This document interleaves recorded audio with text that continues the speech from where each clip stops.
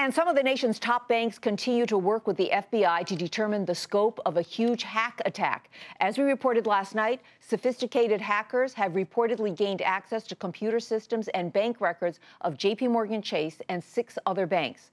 This latest scheme has raised questions on how consumers and businesses can protect themselves against getting hacked.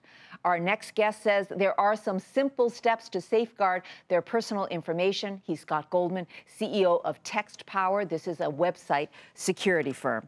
So, Scott, a lot of people have been very nervous looking at these headlines, and a lot of people do some of the basic anti-hack attack steps, and still they feel very vulnerable. How vulnerable are you to these big attacks on the big banks?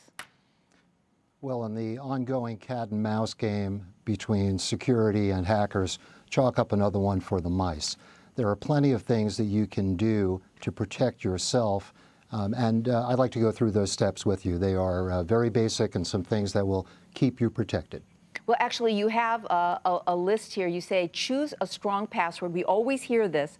Change it frequently. So what's considered strong, and how frequently do you change it?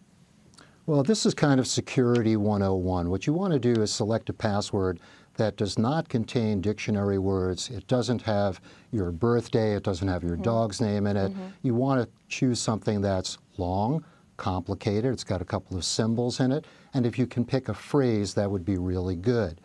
You want to change the password probably at least once every 90 days or so. And it would be good for businesses to have a policy that would force their people to change their passwords at least that frequently to keep it safe. Okay.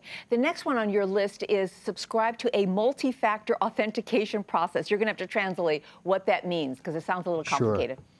Sure. That's kind of geek speak for having another method to identify or verify your identification. So the way that that works is, if you're a Gmail or a Facebook user, you're probably familiar with the process already. And the way that it works is very simply, you opt in to receive a text message when you are logging into your account.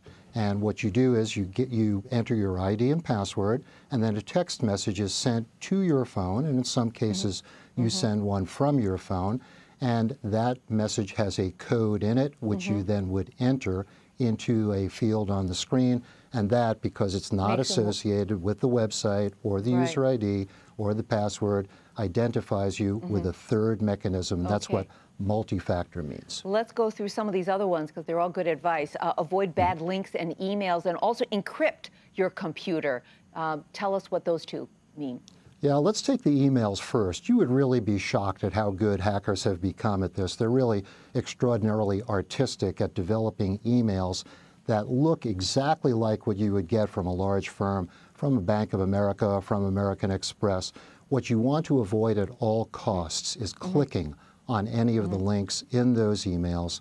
If you get an email that says your account has been hacked, you need to verify your information, the best thing that you can do is to go directly to that website by typing in the address or by going to a trusted bookmark in your browser. Don't click on any of those links, because it'll either take you to a bad place or you'll download a bad file. Real quickly, if you're a small or medium-sized business, you don't have a big IT department, what's the best advice of what to do to prevent an attack? Well, I think the best advice is to have policies that prevent people from clicking on links, downloading files. You don't want people downloading games or anything else, because that contains nefarious code that can infect your entire system just by downloading it to one computer. It can then be transmitted through your entire network. Lots of good advice. Thank you so much, Scott. Scott Goldman, CEO of Text Power.